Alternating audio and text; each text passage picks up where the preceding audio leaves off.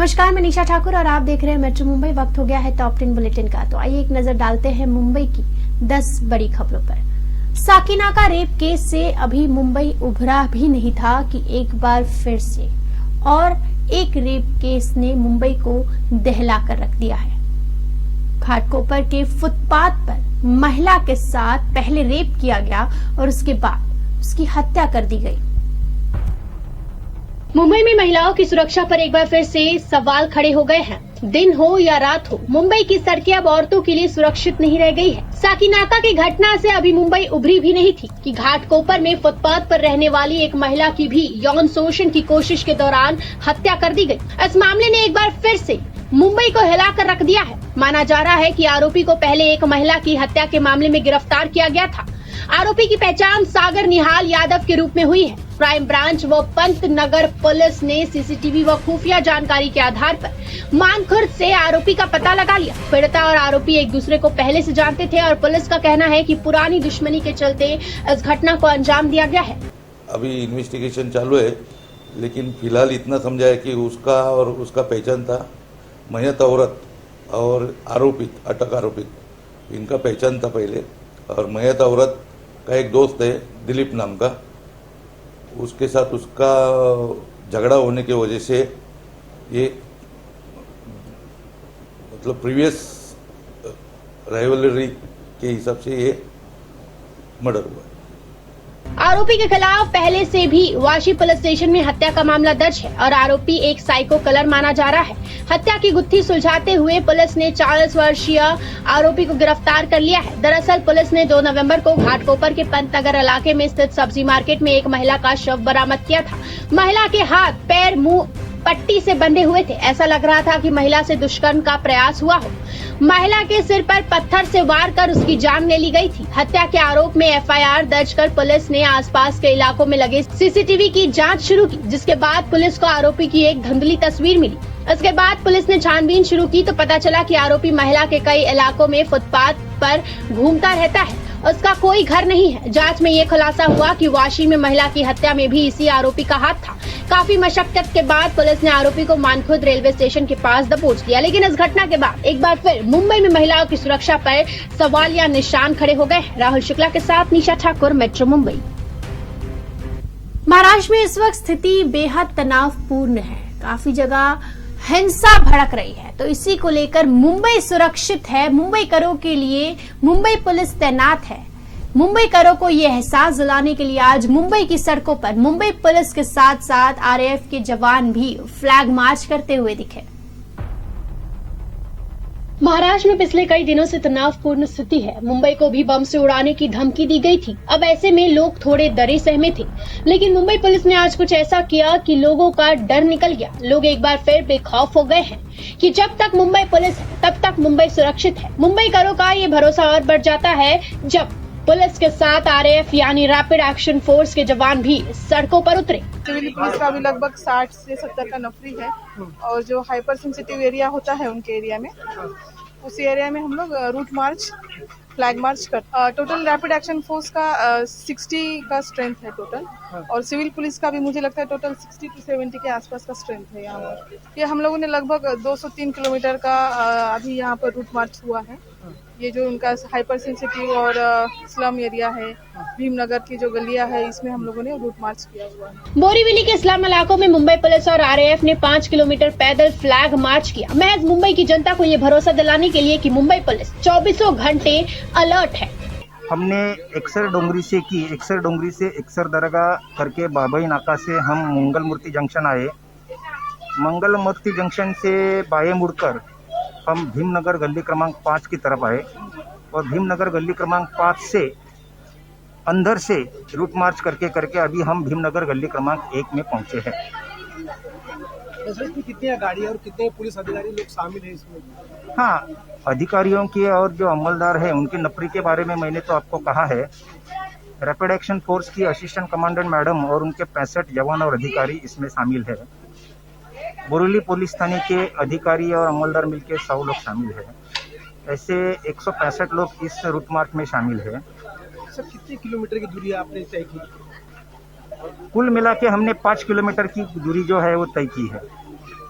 Sir इसमें कुछ लोगों को संदेश है, मैसेज देना चाहोगे जनता को? जनता को बस हम बोरीवली पुलिस थाने की तरफ से इतना ही संदेशा देना चाहते हैं कि आप आश्वस्त रहिए, आप बेफिक्र रहिए, आप कोई चिंता मत कीजिए, आप अपना जो भी जीवन है वो जीवन बेफिक्र से व्यतीत कीजिए। बस यही हम एक संदेशा देना चाहते हैं। तो सुना आपने, मुंबई का अब निश्चिंत हो जाओ, क्योंकि मुंबई पुलिस के साथ अब आपके सुरक्षा में आरएएफ के जवान भी सड़कों पर उतर आए हैं।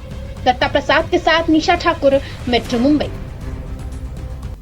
बोरीवली पुलिस ने 3 ऐसे लुटेरों को गिरफ्तार किया है जिन्हें घूमने का काफी शौक था। देखिए किस शातिर अंदाज में ये लुटेरे लूट किया करते थे।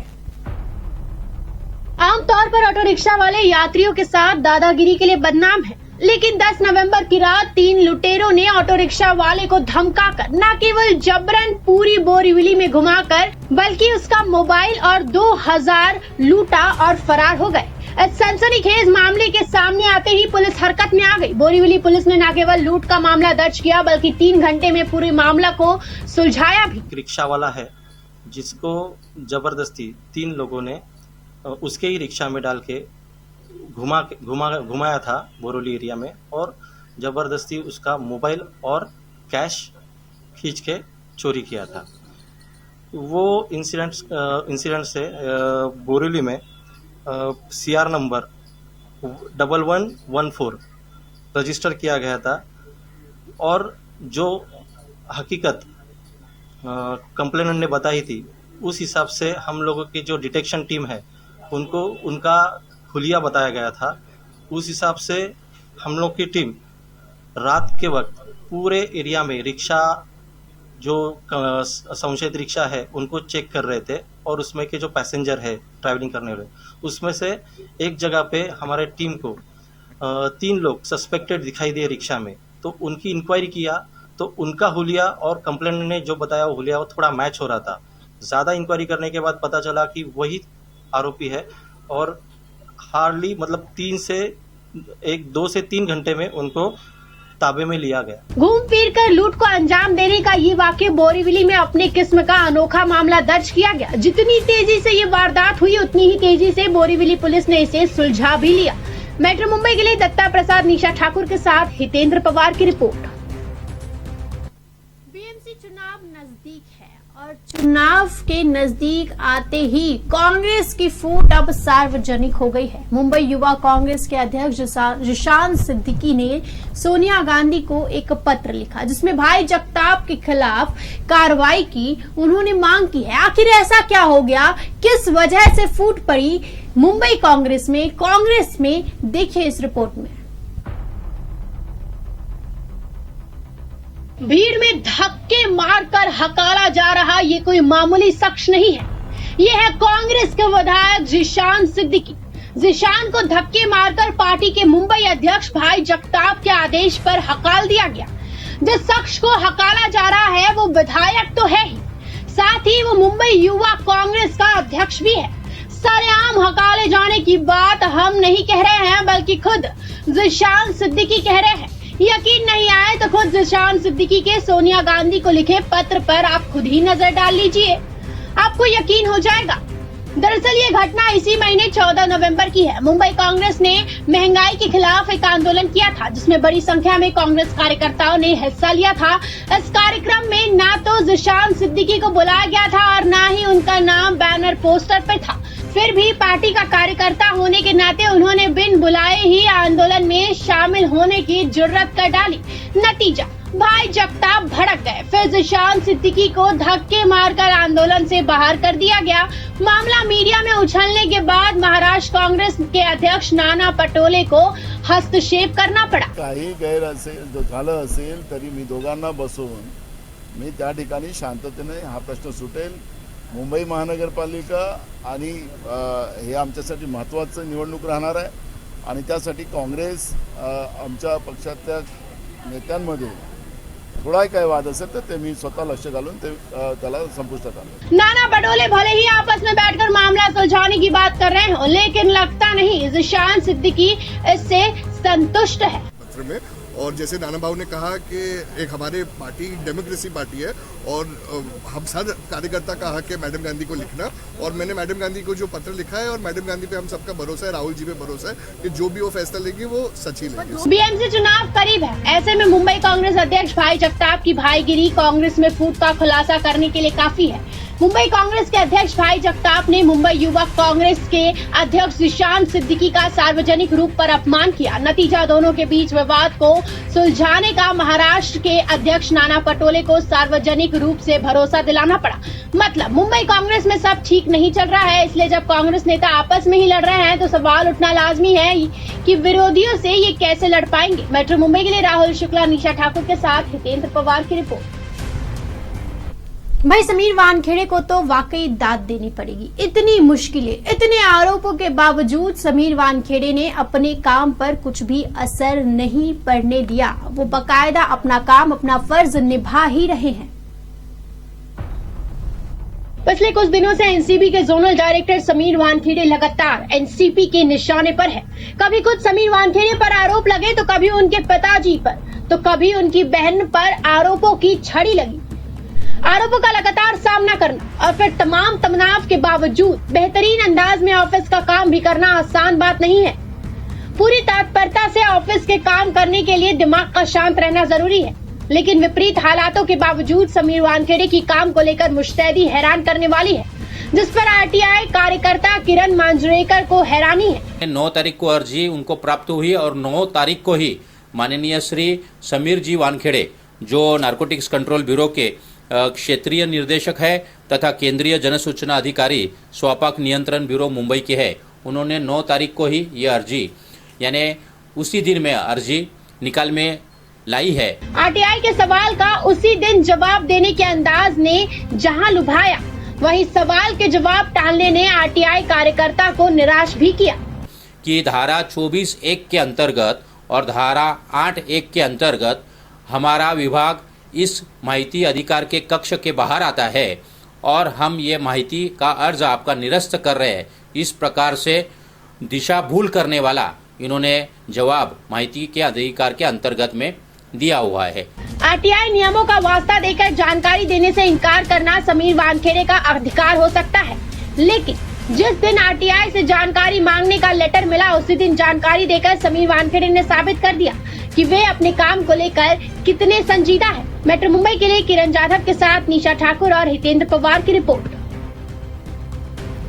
राखी सावंत ने कंगना रनौत को इससे पहले भी लताड़ लगाई है आजादी को भीख बताने के लिए, लेकिन एक बार फिर से देखिए राखी सावंत ने कैसे कंगना रनौत की क्लास ली है। एक के बाद एक कंगना रनौत पर वार हो रहे हैं। हालांकि कुछ लोग ऐसे भी हैं जो कंगना के इस बयान पर उनका समर्थन कर रहे हैं। कंगना के इस बयान पर अब ड्रामा गर्ल राखी सावंत का रिएक्शन आया है। कंगना रनौत का वीडियो अपने इंस्टाग्राम अकाउंट पर शेयर करते हुए राखी सावंत ने कुछ बातें लिखी है, जिसे देखने के बाद फैंस राखी को अब नेशनल क्रश बता रहे हैं। इंस्टाग्राम पर राखी सावंत ने कंगना का वो वीडियो भी शेयर किया जिसमें उन्होंने भारत को 1947 में मिली आजादी को भीख करार दिया था। साथ ही में राखी ने लिखा, देश की गद्दार है दीदी। राखी सावंत ने अपने इंस्टाग्राम पर एक वीडियो शेयर किया है जिसमें वो अस्पताल में बिस्तर पर लेटी हुई दिखाई दे रही है। राखी सावंत के पास में एक नर्स खड़ी हुई है जो उन्हें अटेंड कर रही है। राखी ने अपने इस वीडियो में कहा है, मैं शॉक हूँ। एक अभिनेत्री जिन्हें हाल ही में पद्मश्री अवार्ड मिला है, उन्होंने कहा है कि हमें आजादी 2014 में मिली है और 1947 में मिली आजादी भीख है। हम पर दया की गई है। क्या आप लोग अपने देश से प्यार नहीं करते? ऐसे लोगों को पद्मश्री अवार्ड दिए जाते हैं। भीख तो तुम्हें मिली है, तुमने मांगी है तब तुम्हें मिली है। ऐसे लोगों को मुंह तोड़ जवाब देना चाहिए हमें। राखी सावंत के किए गए इस पोस्ट पर अब लोगों का खासा रिएक्शन आ रहा है। एक यूजर ने कहा, राखी के लिए उनकी नजरों में इज्जत और बढ़ गई है। तो एक फैन ने लिखा, कमाल कर दिया आपने, लव यू दीदी। एक दूसरे यूजर ने लिखा, आज राखी हम सब की नेशनल क्रश बन गई है। सुरेंद्र झोटिंगे के साथ निशा ठाकुर, मेट्रो मुंबई। केबीसी के नाम पर ठगी अब ज्यादा बढ़ गई है। आपको भी कई दफा फोन आते होंगे, कई रॉन्ग नंबर से फोन आते होंगे और ये दावा किया जाता होगा कि केबीसी से आपको फोन आया है, आप चुन लिए गए हैं, इतने पैसे ट्रांसफर करने हैं। ऐसे ठगी से बचिए। कैसे, देखिए इस रिपोर्ट में। केबीसी के नाम पर ऑनलाइन लॉटरी का लालच देकर ठगी करने वालों की टोली मुंबई और अन्य राज्यों में अपना जाल बिछा रही है और लालच के चलते लोग इनका शिकार बन रहे हैं और ये ठगी बड़े नेता और अभिनेता का नाम भी रखने से नहीं चूकते। हम आपको एक ऐसा ऑडियो सुनाएंगे जिसे सुनकर आपके होश उड़ जाएंगे। जी हाँ, आप खुद इस ऑडियो को सुनिए। नमस्कार सर, मैं केबीसी से बात कर रहा हूँ, कस्टमर ऑफिसर राजेश शर्मा मुंबई से। सर, आपके लिए इन्फॉर्मेशन, गुड न्यूज़, जानकारी है। सर, आप जो अपने मोबाइल के अंदर सिम चला रहे हो, जिस नंबर का आपके पास व्हाट्सअप चल रहा है, सर हमारी कंपनी की तरफ से आपके इसी व्हाट्सअप नंबर पे 25 लाख रुपए की सर आपकी लॉटरी निकली है। सर, आपको और आपकी फैमिली को केबीसी से कांग्रेचुलेशन, बधाई पेश करते हैं। सर, मैं आपको बता दूं कि आपके इस नंबर पे लॉटरी कहां से और कैसे लगी है। हमारी कंपनी की तरफ से 5000 नंबरों का पार्टिसिपेट किया गया था, जिसमें एयरटेल, वोडाफोन, आइडिया, बीएसएनएल और जियो कंपनी 5000 नंबरों में से कंपनी ने आपका नंबर चुना है, जिस नंबर का आप व्हाट्सअप चला रहे हो। आपके इसी नंबर पे 25 लाख रुपए की लॉटरी है। सर, मैं आपको बता दूं ये लॉटरी आपको कहां से और कैसे रिसीव होगी। सर, मैंने आपकी व्हाट्सएप पे लॉटरी की कुछ डिटेल्स वगैरह भेजी है। डिटेल्स के अंदर एक मैनेजर का नंबर है।